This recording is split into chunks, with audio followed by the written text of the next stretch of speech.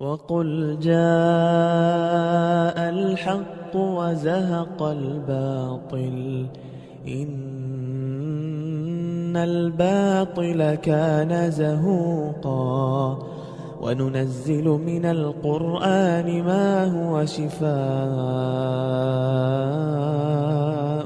وَرَحْمَةٌ لِّلْمُؤْمِنِينَ وَلَا يَزِيدُ الظَّالِمِينَ إِلَّا خَسَارًا۔ اگرچہ مجھے چند ساتھیوں نے مشورہ دیا ہے کہ اس موضوع کو آپ نہ چھیڑیں، یہ موضوع بہت خطرناک ہے، لوگ بدظن ہو جاتے ہیں، لوگ متنفر ہو جاتے ہیں، اور کسی صاحب نے جب یزید کے موضوع پہ گفتگو کی تو لوگوں نے اس کے لیکچر سننے بند کر دیے۔ لیکن میرے بھائی، میں سمجھتا ہوں کہ میرے سامنے جو لوگ بیٹھے ہوئے ہیں یہ عقل مند ہیں، دانش مند ہیں۔ قرآن و حدیث کی روشنی میں جب گفتگو کی جائے گی تو سمجھ آئیں گے، قرآن و حدیث کی روشنی میں جب بات ہوگی تو وہ قبول کریں گے، کیونکہ یہ بات میری نہیں ہوگی، قرآن و حدیث کی ہوگی۔ میرے بھائی، آپ جانتے ہیں کہ یزید کا لفظ آج کفر کا مترادف بن چکا ہے۔ کسی کو کافر کہنا ہو نعوذ باللہ تو کیا کہہ دیتے ہیں؟ یزید، اور یزیدیت کا لفظ بولا جاتا ہے۔ اس مہینے میں یزید کو خوب برا بلا کہا جاتا ہے۔ کیوں جی؟ کہتے ہیں کہ جناب حسین رضی اللہ عنہ کو شہید کرنے والا یہ ہے۔ میرے بھائیوں، آپ جتنے لوگ بیٹھے ہوئے ہیں آپ صحابہ کرام کو ماننے والے ہیں، اور صحابہ کرام کی اولاد کو بھی ماننے والے ہیں۔ آپ کے منہ سے ایسی باتیں اچھی نہیں لگتی، آپ لوگوں کی باتوں میں آ کے یزید پہ یہ الزام لگائیں کہ جناب حسین کو اس نے شہید کرنے کا حکم دیا تھا، بغیر حوالے کے، بغیر دلیل کے، آپ کے منہ سے یہ بات اچھی نہیں لگتی۔ پہلے ثابت تو کریں کہ یزید نے کہاں یہ حکم دیا تھا۔ میں کل کوشش کروں گا کہ غلط واقعات سے ہٹ کر جو درست واقعہ آپ کے سامنے رکھا جائے۔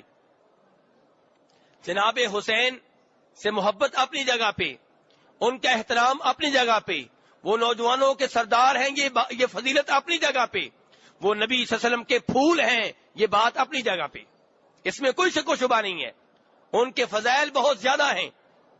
لیکن مسئلہ یہ ہے کہ کیا یزید نے انہیں شہید کرنے کا حکم دیا تھا؟ یہ سوال ہے۔ میرے بھائی، بقیہ وقت انتظر شویہ۔ تو میرے بھائی، جناب حسین رضی اللہ عنہ مدینہ میں رہتے تھے۔ کوفہ والوں نے خطوط لکھے، لیٹر لکھے کہ آپ آئیں، ہم آپ کو بادشاہ بناتے ہیں۔ جناب حسین وہاں پہ چلے گئے۔ کوفہ والوں نے غداری کی، جو آج کہتے ہیں کہ ہم ان سے محبت کرنے والے ہیں، انہوں نے غداری کی، انہیں بے یار و مددگار چھوڑ دیا گیا، اور کوفہ پہ یزید کا جو گورنر تھا اسے اوپر سے آرڈر یہ ملا تھا کہ جناب حسین جو کوفہ میں آ رہے ہیں ان کی حکومت نہیں بننے دینی، بغاوت نہ ہونے پائے، جناب حسین کی حکومت قائم نہ کرنے دی جائے۔ کیوں اس نے ایسا کہا؟ کیوں نہیں کہا یہ موضوع کل تک چھوڑتے ہیں؟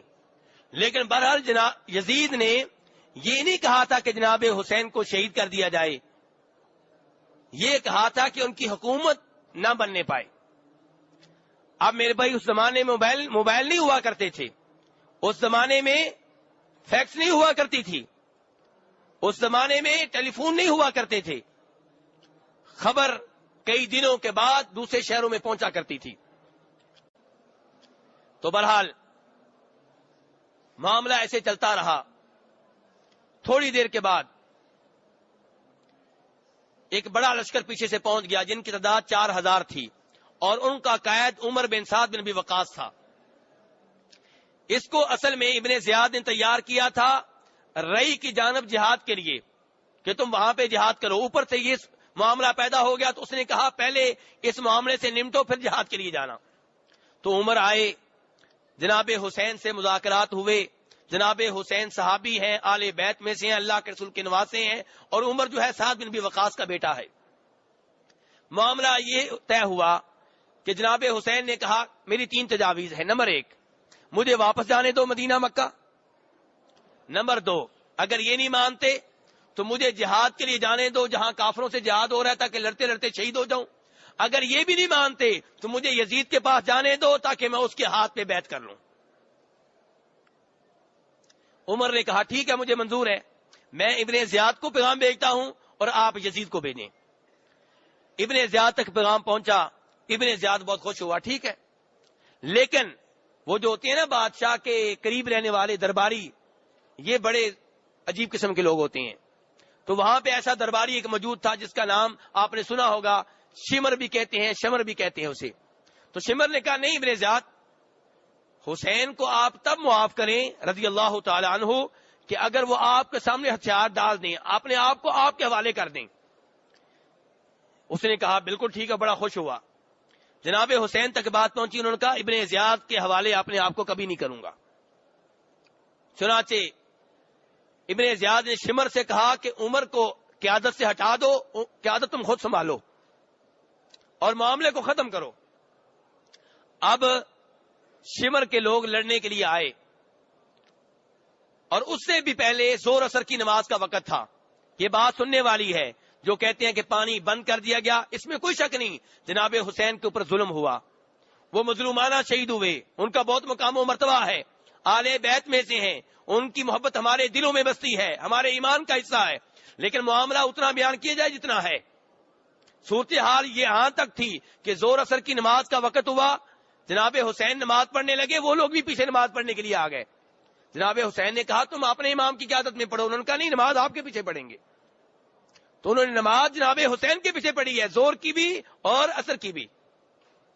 اس کے بعد رات کو لڑنے کے لیے آنے لگے. جناب حسین نے اپنا آدمی بھیجا, ان سے کہا کہ مجھے مہلت دی جائے, میں رات کو اللہ کی عبادت کرنا چاہتا ہوں, رات کو نماز پڑھنا چاہتا ہوں, اپنے رب سے تعلق قائم کرنا چاہتا ہوں. پوری رات جناب حسین عبادت کرتے رہے.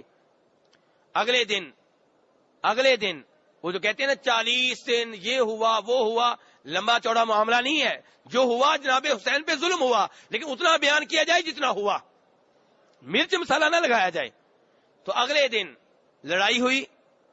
جناب حسین کے ساتھ جو آدمی تھے ان کی تعداد کتنی تھی؟ 72. اور وہاں پہ کتنے ہیں؟ 5000. کوئی مقابلہ بنتا ہی نہیں ہے. جناب حسین نے لیٹر نکالے, کوفہ والو تم نے مجھے لیٹر لکھے تھے, تم نے مجھے بلایا تھا, تم نے کہا تھا تمہیں خلیفہ بنائیں گے, تمہیں کہا تھا موت کی بیعت کرتے ہیں, لیکن ان میں سے کسی کے اوپر کوئی اثر نہیں ہوا. صرف 30 ایسے آدمی تھے جو شمر کے لشکر کو چھوڑ کے جناب حسین کے ساتھ آ ملے. ان میں سے ایک وہ تھا حر بن یزید تمیمی. تو اب جناب حسین کے قافلے کی تعداد کتنی ہو گئی؟ 100 کے قریب. لڑائی شروع ہوئی, مقابلہ بنتا ہی نہیں تھا. جناب حسین کے آدمی ایک ایک کر کے شہید ہوتے رہے. آخر وہ وقت آیا کہ جناب حسین باقی رہ گئے اور ان کا وہ بیٹا باقی رہ گیا جنہیں زین العابدین کہتے ہیں, جو بیمار تھے. بیمار کو انہوں نے کچھ نہیں کہا. اگر انہوں نے بچوں کا پانی بند کرنا ہوتا تو اس بیمار کو بھی نعوذ باللہ شہید کر دیتے, لیکن نہیں, اس کو کچھ نہیں کہا. اور جناب حسین جب تنہا رہ گئے, کسی کو جرت نہیں ہو رہی تھی جناب حسین کو ہاتھ لگانے کی, تو شمر نے اپنے لشکر والوں کو ڈانٹا کہ آگے بڑھو, معاملہ ختم کرو. تو پھر کچھ لوگ کہتے ہیں کہ شمر وہ بدبخت تھا جس نے تلوار چلائی, کچھ کہتے ہیں سنان بن انس النخعی تھا جس نے تلوار چلائی. بہرحال جناب حسین رضی اللہ عنہ مظلومانہ شہید ہو گئے. انا للہ و انا الیہ راجعون. میرے بھائی, جناب حسین شہید ہیں, مظلوم ہیں, جنت کے نوجوانوں کے سردار ہیں, آل بیت میں سے ہیں, اور ان کی محبت جیسا کہ عرض کر چکا ہوں ہمارے دلوں میں بستی ہے, ہمارے ایمان کا حصہ ہے. لیکن یہاں پہ 2-3 سوال پیدا ہوتے ہیں. نمبر 1 کہ جناب حسین کا قاتل کون ہے؟ جناب حسین کا قاتل کیا یزید ہے؟ میرے بھائی, امام ابن کثیر رحمہ اللہ اور غزالی، ابو حامد غزالی کا نام آپ نے سنا ہوگا، یہ دونوں لکھتے ہیں کہ کسی صحیح سند سے ثابت نہیں ہوتا کہ یزید نے جناب حسین کو شہید کرنے کا حکم دیا ہو۔ ابن زیاد کو ضرور بھیجا تھا حالات ٹھیک کرنے کے لیے، اور یہ کہ وہاں پہ کوئی نئی حکومت نہ بنے، لیکن یہ کہا ہو کہ جناب حسین کو شہید کر دیا جائے، ایسا نہیں ہوا۔ اور جناب حسین کا سر جب ابن زیاد کے سامنے رکھا گیا، وہ بدبخت ایک ڈنڈا لے کے جناب حسین کے چہرے پہ لگاتا، تو وہاں پہ ایک صحابی موجود تھے، انہوں نے کہا کہ یہ وہ چہرہ ہے جس کو میرے سامنے رسول اکرم صلی اللہ علیہ وسلم نے بوسا دیا تھا۔ تو یہ گستاخی کرنے والا کون تھا؟ ابن زیاد تھا۔ یہ کہنا کہ یہ سر شام پہنچا تھا، بالکل غلط بات ہے۔ جناب حسین کو کوفہ میں ہی دفن کیا گیا، ان کا سر بھی ادھر ہی دفن کیا گیا، اور جناب حسین کے ساتھ جو عورتیں تھیں وہ شام میں گئیں، اور یہ کہنا کہ ان کی گستاخی کی یزید نے، بالکل غلط ہے۔ ان کی بڑی عزت کی، یزید نے بڑے افسوس کا اظہار کیا اور کہا کہ اگر ابن زیاد بدبخت کی جگہ میں ہوتا تو جناب حسین کو کبھی بھی شہید نہ کرتا۔ تو اس نے اس شہادت کے اوپر غم و غصے کا اظہار کیا، لیکن میں اس سے زیادہ اس کی صفائی نہیں دے رہا۔ معاملات کو اور رنگ دیا جا سکتا تھا، بہت کچھ ہو سکتا تھا، لیکن بہرحال اتنا ہی قصور بنایا جائے یزید کا جتنا ہے۔ اس نے واضح طور پہ کہیں بھی جناب حسین کو شہید کرنے کا حکم نہیں دیا۔ وہ الگ بات ہے کہ جناب حسین کے مقابلے میں اس کی کوئی حیثیت نہیں ہے، ان کے پاؤں کی خاک بھی نہیں ہے، لیکن بہرحال قاتل کون بنتا ہے؟ ابن زیاد اور یہ شمر اور کوفہ والے، جنہوں نے بلایا، کہا مر جائیں گے لیکن یزید کو حکمران نہیں مانیں گے بلکہ جناب حسین کو مانیں گے۔ بلانے کے بعد غداری کی، اپنی بیعت بھول گئے، جو وعدے کیے تھے بھول گئے۔ یہ لوگ ہیں جناب حسین کے قاتل، اور آج تک ماتم کرتے پھر رہے ہیں۔ اگر اس ماتم کی جگہ اسی وقت خون دیتے تو شاید جناب حسین کی جان بچ جاتی۔ آج ماتم کرنے کی بجائے اگر اسی وقت خون دے دیتے جتنا خون آج بہا رہے ہیں تو شاید جناب حسین رضی اللہ عنہ کی جان بچ جاتی اور وہ مظلومانہ طور پہ شہید نہ ہوتے۔ بہرحال بہت ظلم ہوا، لیکن جناب حسین کا کوئی نقصان نہیں ہوا۔ جناب حسین کو اللہ تبارک و تعالیٰ نے بڑے اہم مقام و مرتبہ پہ فیض کرنا تھا، اس مقام و مرتبہ پہ فیض کر دیا۔ حدیث شریف میں آتا ہے، فرمایا جناب حسین کے نانا نے صلی اللہ علیہ وسلم نے کہ سب سے زیادہ آزمائشیں کن کے اوپر آتی ہیں؟ نبیوں کے اوپر آتی ہیں۔ جناب حسین کے نانا کہہ رہے ہیں میرے اور آپ کے نبی صلی اللہ علیہ وسلم، سب سے زیادہ آزمائشیں کن کے اوپر آتی ہیں؟ نبیوں کے اوپر آتی ہیں۔ یہاں پہ جناب یحییٰ، جناب زکریا اور دیگر کئی انبیاء کرام کو شہید کیا گیا، آرا رکھ کے دو حصوں میں تقسیم کر دیا گیا۔ جناب حسین کے نانا کے اوپر پتھروں کی بارش کی گئی، ان کے دانت شہید کیے گئے، اور ان کے نانا فرماتے ہیں سب سے زیادہ آزمائشیں انبیاء کرام کے اوپر آتی ہیں، اس کے بعد جتنا زیادہ کوئی نیک ہے اس کے اوپر اتنی زیادہ آزمائشیں آتی ہیں، جتنا کوئی زیادہ نیک ہو اس کے اوپر آزمائشیں اتنی زیادہ آتی ہیں۔ تو جناب حسین کے اوپر آزمائش آئی، ان کے بھائی جناب حسن کے اوپر آزمائش آئی، ان کے والد جناب علی رضی اللہ عنہ کے اوپر آزمائش آئی۔ تو یہ آزمائشیں ان کے زیادہ سے زیادہ نیک ہونے کی علامت ہے، اور ان آزمائشوں کی وجہ سے اللہ تبارک و تعالیٰ ایسے لوگوں کے مقام و مرتبہ میں مزید اضافہ فرماتے ہیں۔ اب رہا مسئلہ یزید کا، تو جیسے میں نے پہلے گزارش کی تھی کہ امام ذہبی نے کیا کہا تھا؟ لا نسبہ ولا نحبہ، نہ ہم اسے برا بلا کہتے ہیں نہ ہم اس سے محبت کرتے ہیں۔ جناب حسین سے محبت ہے، ان کی محبت ہمارے ایمان کا حصہ ہے، ان کی محبت ہمارے دلوں میں بستی ہے، ان کی محبت ہم اپنے بچوں کے دلوں میں بھی بساتے ہیں۔ لیکن یزید کا معاملہ کیا ہے؟ لا نسبہ ولا نحبہ، نہ اس سے محبت کرتے ہیں نہ اس کے اوپر لعنت بھیجتے ہیں نہ اسے برا بلا کہتے ہیں، اس کا معاملہ اس کے رب کے سپرد کرتے ہیں۔ تو میرے بھائی بہرحال یہ مختصر سا واقعہ ہے، یہ ہے جو کچھ ہوا۔ اور یہ کہنا کہ جناب اور بچوں کا 40 دن تک پانی بند کیا گیا، نہیں میرے بھائی، 1 دن کا 2 دن کا معاملہ ہے۔ پانی 40 دن جس کا بند ہوا وہ کون ہے؟ جناب عثمان رضی اللہ عنہ، جن کو تم گالیاں دیتے ہو، جو نبی صلی اللہ علیہ وسلم کی 2 بیٹیوں کے خاوند ہیں، جو ذوالنورین ہیں، اور اس میں کوئی شک و شبہ نہیں ہے جناب حسین کی موت مظلومانہ موت ہے، لیکن جناب عثمان کی موت ان سے کہیں زیادہ مظلومانہ ہے۔ اور یہاں پہ یہ بات بھی ذہن میں رہے کہ ایک چیز اپنا لو، یا یہ مان لو کہ جناب حسین کے اوپر ظلم ہوا اور وہ مظلومانہ شہید ہوئے، اور پھر یہ نہ کہو کہ وہ مشکل کشا ہیں، وہ حاجت روا ہیں۔ ایک طرف کہتے وہ مشکل کشا ہے، حاجت روا ہیں، اگر مشکل کشا ہوتے، حاجت روا ہوتے، اس انداز میں مظلومانہ طور پہ شہید نہ ہوتے، اور اگر جناب علی قبر میں ہونے کے باوجود مشکل کشا ہوتے، حاجت روا ہوتے، اپنے بیٹے کو اس انداز میں شہید نہ ہونے دیتے۔ اور اگر جناب حسین کے نانا میرے اور آپ کے نبی جناب محمد صلی اللہ علیہ وسلم مشکل کشا ہوتے، حاجت روا ہوتے، غوث اعظم ہوتے، دستگیر ہوتے، تو اپنے نواسے کو اس انداز میں شہید نہ ہونے دیتے۔ تو میرے بھائی، بہرحال جناب حسین کی موت مظلومانہ موت ہے اور ہمیں اس کا افسوس ہے، لیکن ہر سال 10 محرم کو ماتم کرنا، اس غم کو زندہ کرنا، یہ اللہ کے رسول کی سنت نہیں ہے۔ آپ کے چچا جناب حمزہ سید الشہداء کس سال شہید ہوئے تھے؟